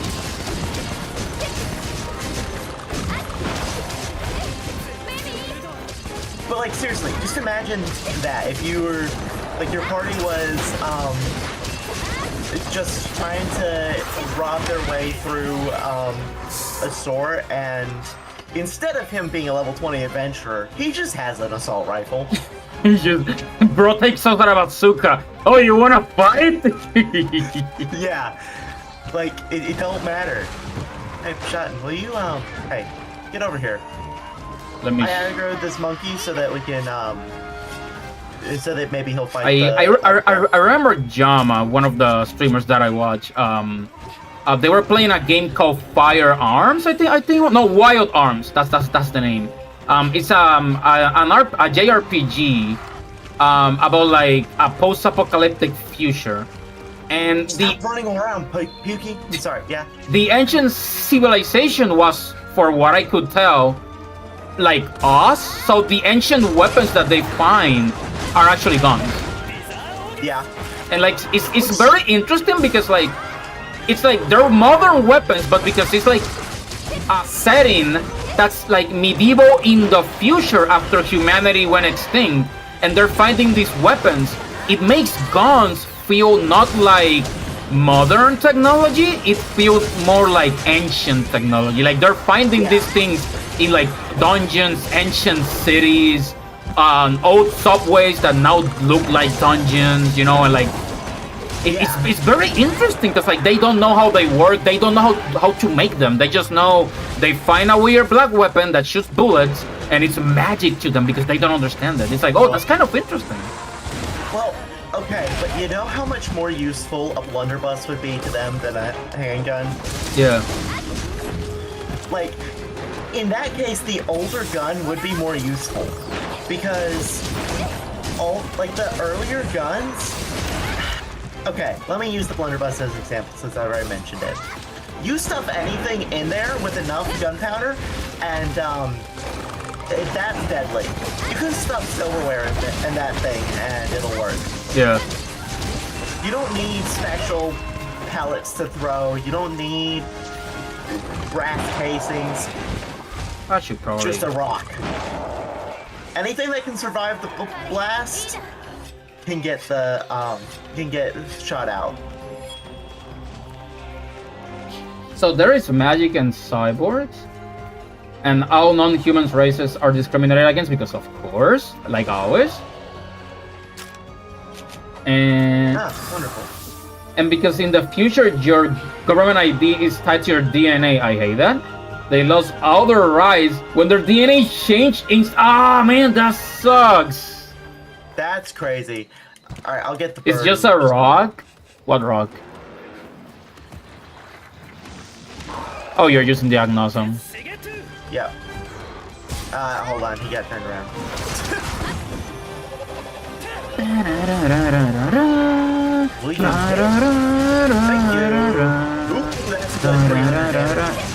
Yeah, the agnosm is a little clunky, but he hits hard. He also does fire damage, so he's doing weak, like attacking the weak element. Yep. Can I talk to it? There we go. He's tired, so he's close. We're close. Yeah. Yeah, he's almost gone. I mean, I've been attacking him non-stop with pure fire. Yeah. Like I've been needing to He's moving. I've been needing to sharpen so much because I'm hitting him so much. Yeah, you've definitely been doing a better job of shredding him than I have. I think there's a path through over here. I do need to sharpen actually. Yeah, I'm not gonna climb that mountain. That's gonna be an even longer path. Yeah, I've got a trail through, I think, looking at the map. There's a lot of political stuff in that setting too. Well, okay, so here's the thing. If let's let these guys fight each other, by the way. If the politics are your world's politics, that's awesome. If the politics are real world's politics, and they're not at least thinly veiled, it's a fantasy world. It's just don't. Yeah. I mean, that's what a lot of like you say that, but like most stories just do that. Like most stories are just real life politics, but then you call them under fiction so that you can talk about it without directly talking about it.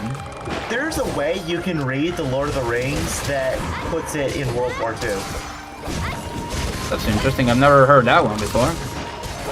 So then again, I don't really know Tolkien as a person. Oh, that much. It may have been World War I. I don't remember. There's probably if people are saying there's a big chance there's a Tolkien statement about it. Because like usually the artist, well, yeah, writer artist likes talking about like their inspiration. Oh, I think it is actually. I think it is World War I because the idea was that the elves are America. You know, I hate that I can see it. Yeah, and then like But then what are the dwarves then? Because like they're like. I don't remember. They might also be America. I don't know. I don't know. I don't remember what all it was. But there's ways that you can make, you can assign the races to specific factions. Certain people who were rich and turned into elves formed like a secret society to advance elves and over other races and took over Ireland. And the president is a dragon? Oh, that is so pink! Why is that not a thing? Why is there not a president dragon? I want to see. That sounds. Imagine like the dragon, like a giant dragon, standing on like a conference. No, and he has like a bow tie. He needs a bow tie like on his neck. Oh, that sounds funny. I like that idea so much, actually. Tolkien gets very mad when people say that. Yeah, the thing that it's a allegory. Oh, then it's probably not then. Which, okay, but here's the thing. It doesn't have to intentionally be yes, that does mean that it's not the intended meaning of of the writing. artist, but art can change meaning depending on the time and how people see it and the culture. Yeah, that's true. Well, yeah. Okay. Well, typically I would not. I don't typically. I'm not typically in favor of reader bringing meaning to the text. What? Oh well, that's okay. Here's the thing you need to learn as an artist, and this is something that I learned in art school. When you're working on something, it's yours while you're working on it. When you make it public, whether you like it or not, you lose control over it. It is no longer yours; it is the world's. And if someone reads your book or watches your painting or reads your comic and they see something in it, they see something in it. Even if it's not your intention, you have no control over that. That is something you kind of have to accept. Here is why I don't agree with that line of thinking. It's not a line of thinking. It's a fact. It's just gonna happen. No. Hold on. The word of the Lord, man. Yeah, but like that's different. You're bringing something that's more religion. I'm talking about art. Like art, you can't control that. We'll agree to disagree. I don't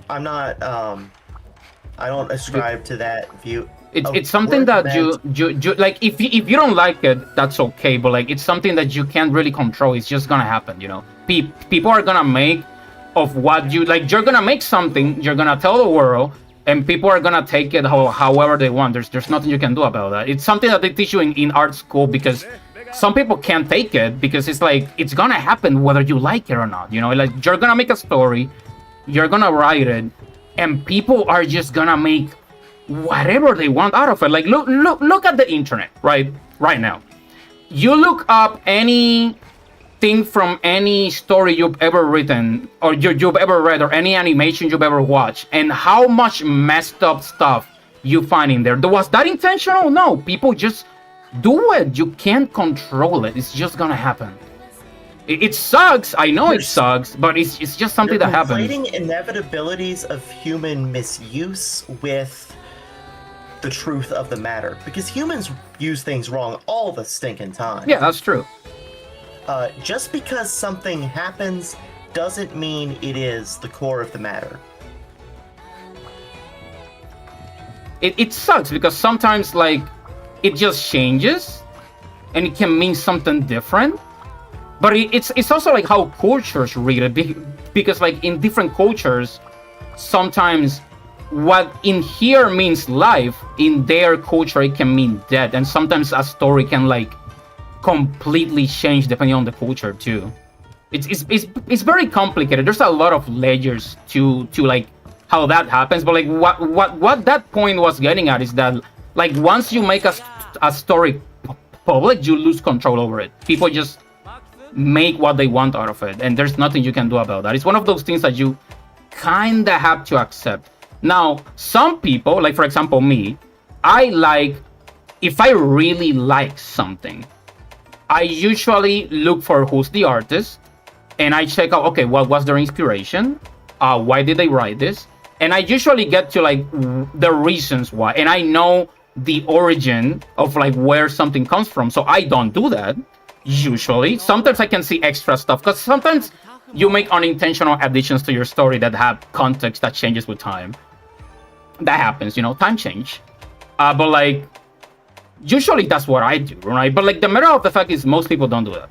You know, most people don't care about the writer, they don't care about the artist, and they don't care who's behind it. They just watch it and they take whatever message they want out of it, you know? And okay, but what I'm saying, even though that is the current mindset of the lay viewer, that does not change the fact that what the author meant is the original meaning, yes. Is the original and true meaning of it. What people change it to it matters in the moment and never again. And it matters to them too in the moment, it does right? matter to them, but it's not the true meaning. Yeah. And so to put it into perspective, to bring it back to the Tolkien thing. I need to. Can we fight a Kasu? Let me see. I don't think we have time to fight another thing. Oh wait, what time is it? But Oh shoot! It's Yeah. I did not So- notice. yeah, so Tolkien may not have intended it as an allegory. There may have been subconscious influences in his mind that made it into a form like an I allegory. mean, a lot of stories around that time kind of went through that because, like, it was an event that was a lot of them like went through, you know. So like, yeah, you know, it's you very write what you likely- know. Very likely. Please be quiet, Lurdiak. That's what someone meant matters, but not to everyone else. So That's not what yes. someone meant. Doesn't matter. It's what they did. So, yes, it's a Actions fun are more thing to important talk- than words. Yeah.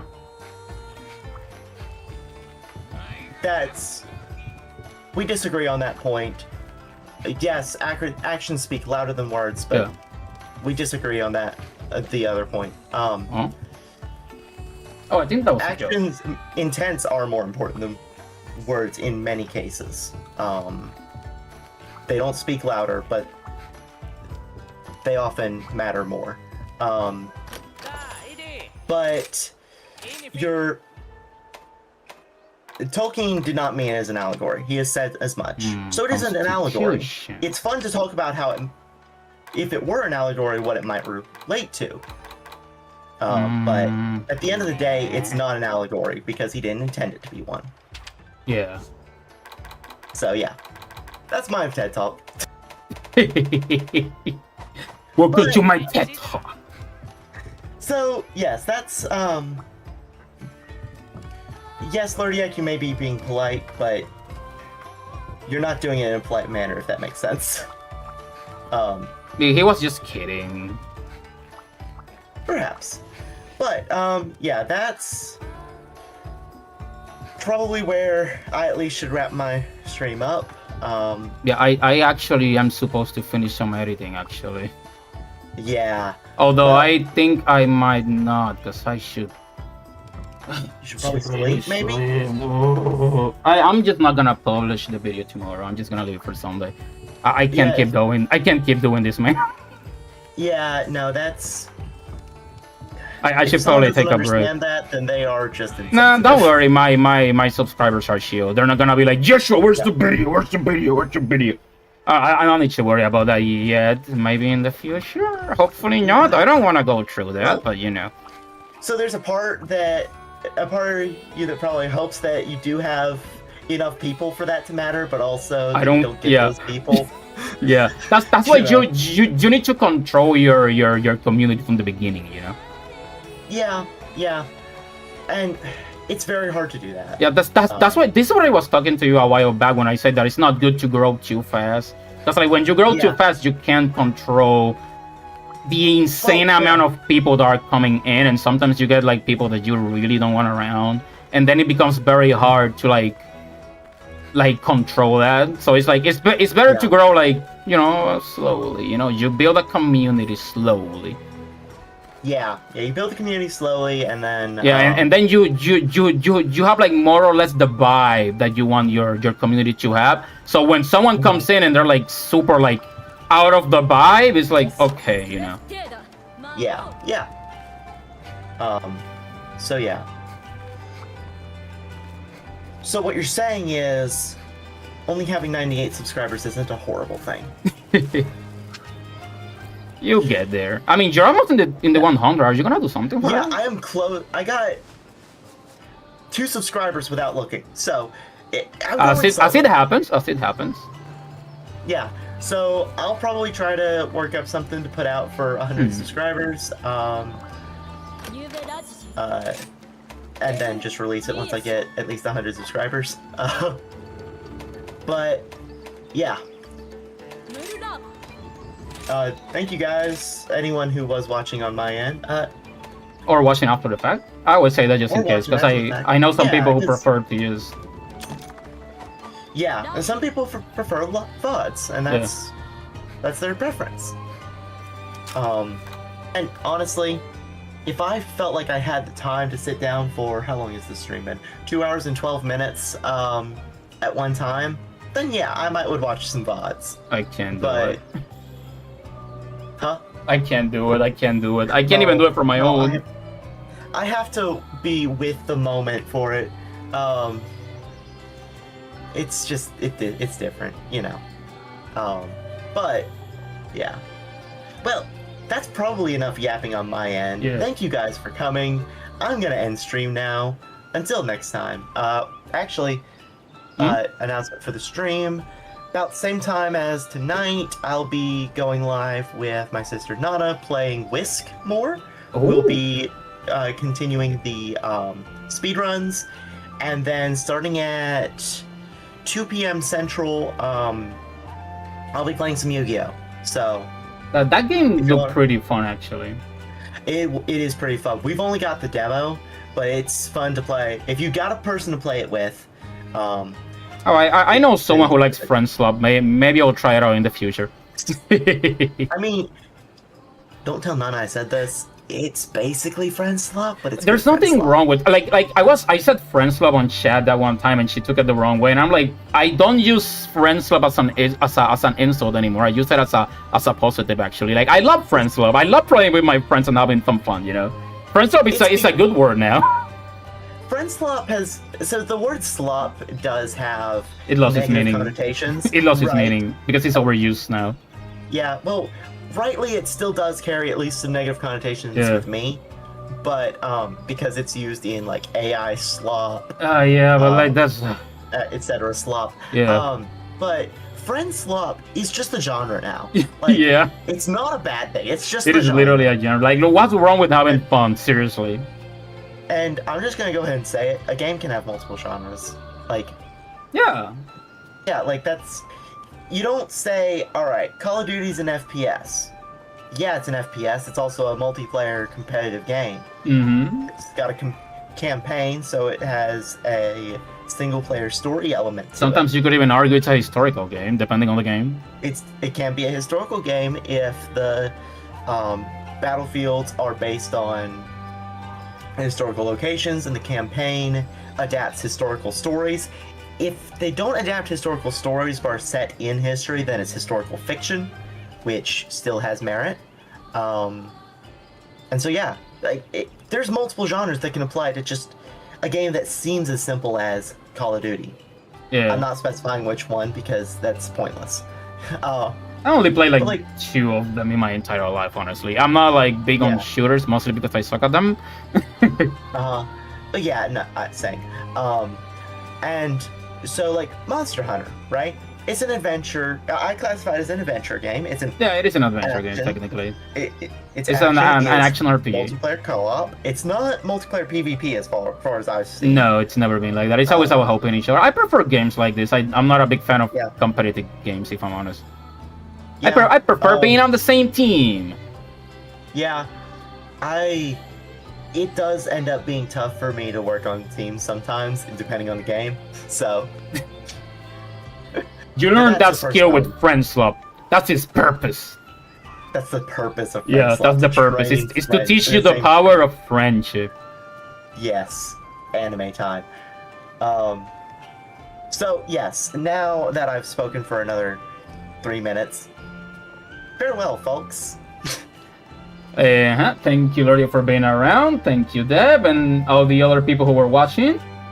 As always, I'll see you all this Friday with Ladybug. We're gonna be playing some cringe. Blaze Blue. Dang, I get those words confused. I don't know why. Anyways, I'll see you all on Friday. Have a good morning, night. No, actually, it's still night. Have a good night. See you next time.